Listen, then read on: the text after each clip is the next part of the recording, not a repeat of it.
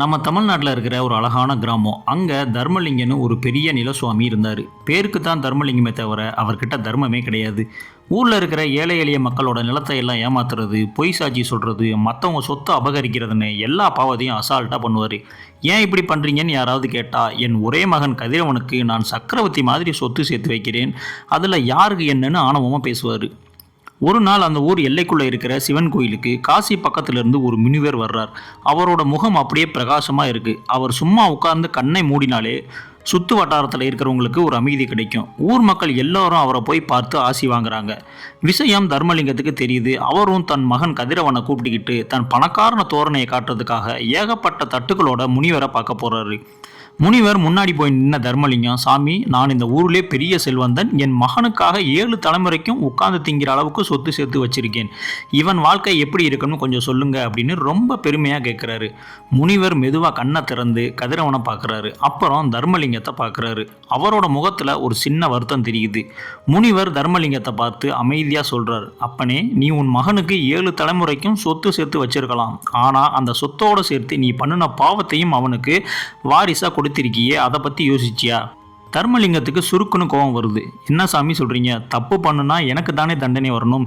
என் மகன் ரொம்ப நல்லவன், சாது, அவனுக்கு ஏன் பாவம் வரப்போகுது அப்படின்னு வாதாடுறாரு. முனிவர் லேசாக சிரிச்சுக்கிட்டே ஒரு ஆன்மீக தத்துவத்தை சொல்கிறார். ஒரு மாமரத்திலிருந்து வர்ற விதை மாம்பழமாகத்தான் முளைக்கும்.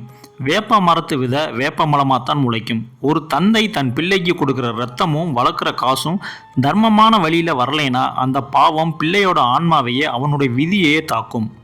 நீ அடுத்தவன் வயத்தில் அடித்து அவன் விட்ட கண்ணீரை காசாக மாற்றி உன் மகனுக்கு சாப்பாடு போட்டிருக்க. அந்த சாப்பாடு அவன் உடம்புல ரத்தமாக ஓடுது. அந்த சாபம் அவனை சும்மா விடாது. வினை விதைத்தவன் வினை அறுப்பான். ஆனால் பணம் திமிரில் இருந்த தர்மலிங்கம் இதெல்லாம் சும்மா பயமுத்துற பேச்சுன்னு முனிவர் அலட்சியமாக பேசிட்டு மகனை கூட்டிகிட்டு அங்கிருந்து கிளம்பிட்டுறாரு. நாட்கள் உருண்டோடுது. கதிரவனுக்கு ஒரு நல்ல இடத்துல கல்யாணம் நடக்குது. தர்மலிங்கம் நினைச்ச மாதிரியே அவருடைய பேரன் பேத்திகளோடு குடும்பம் ரொம்ப சந்தோஷமாக போயிட்டு இருக்கு. முனிவர் சொன்னதை தர்மலிங்கம் முற்றிலும் மறந்துவிட்டாரு. ஆனால் கர்மா தன் கணக்க முடிய சரியான நேரத்துக்காக காத்துக்கிட்டு இருந்தது. கதிரவனோட மூத்த மகனுக்கு, அதாவது தர்மலிங்கத்தின் பேரனுக்கு திடீர்னு உடம்பு முடியாமல் போகுது. ஏதோ ஒரு விசித்திரமான நோய். உடம்புல இருக்கிற ரத்தம் எல்லாம் கொஞ்சம் கொஞ்சமாக விஷமாக மாறுற நோய். சிட்டியில் இருக்கிற பெரிய பெரிய ஹாஸ்பிட்டலுக்கெல்லாம் கூட்டிகிட்டு போகிறாங்க. தர்மலிங்கம் தன் சொத்தையெல்லாம் விற்று கோடிக்கணக்கான பணத்தையும் கொடுக்குறாரு.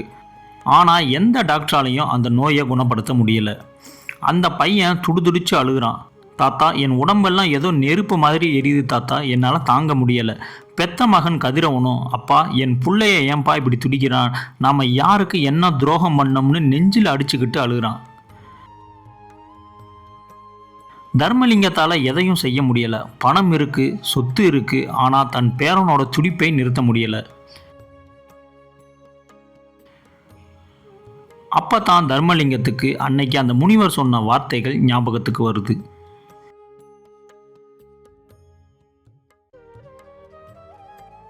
நீ அடுத்தவன் வயிற்றில் அடித்து சேர்த்த காசு அவன் உடம்புல ரத்தமாக ஓடுது. அந்த சாபம் சும்மா விடாது.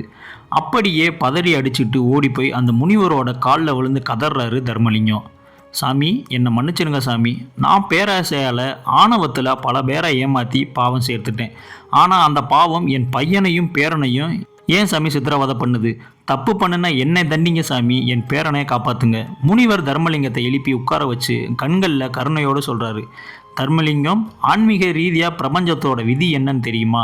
ஒரு தந்தை செய்கிற தர்மம் எப்படி அவன் பிள்ளைகளை காக்குமோ, அதே போல் அவன் செய்கிற அதர்மம் அவன் பிள்ளைகளை அழிக்கும். நீ ஏமாத்தினவங்க எல்லாரும் அழுது வடித்த கண்ணீர் இன்னைக்கு உன் பேரனோட உடம்புல இரத்த கண்ணீராக ஓடுது. நீ சேர்த்த பாவ பணம் உன் வம்சத்தோட நிம்மதியையே விலை பேசிடுச்சு. தர்மலிங்கம் நடுங்கி போய், இதுக்கு விமோச்சனமே இல்லையா சாமின்னு கேட்குறாரு. விமோச்சனம் இருக்குது, ஆனால் அதுக்கு உன்னோட இந்த போலி கர்வமும் பாவ சொத்தும் அழியணும்.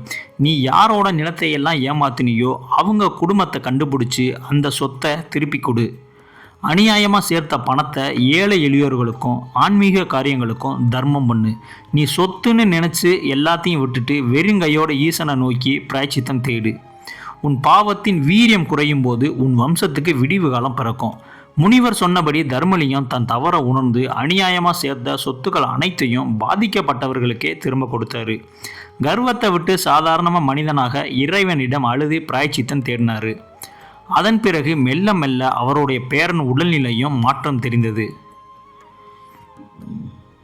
பார்த்தீங்களா மக்களே, ஆன்மீகம் நமக்கு உணர்த்துகிற மிக முக்கியமான உண்மை இதுதான். நாம் செய்கிற பாவங்கள் நம்மோடு முடிந்ததில்லை. நாம் நம்ம பிள்ளைகளுக்கு கோடிக்கணக்கில் சொத்து சேர்த்து வைக்கிறோமோ இல்லையோ, புண்ணியத்தை சேர்த்து வைக்கணும். ஏன்னா நாம் செய்கிற தர்மம் தான் நம்ம பிள்ளைகளை பின்னாடி நிழல் போல வந்து அவங்கள காக்கும். நாம் செய்கிற அதர்மம் அவங்கள பாதாளத்தில் தள்ளும். பெற்றோர்கள் செய்யும் பாவம் எப்படி பிள்ளைக்கு வந்து சேரும் அப்படிங்கிறத இந்த முனிவரோட கதை மூலமாக புரிஞ்சிருப்பீங்கன்னு நினைக்கிறேன். இந்த ஆன்மீக கதை உங்களுக்கு பிடிச்சிருந்தா உங்களுடைய கருத்துக்களை கமெண்ட்ஸில் சொல்லுங்கள். அப்படியே நம்மளுடைய சேனலையும் சப்ஸ்கிரைப் பண்ணிக்கோங்க. அடுத்த ஒரு நல்ல கதையோடு உங்களை கண்டிப்பாக நான் சந்திக்கிறேன். நன்றி.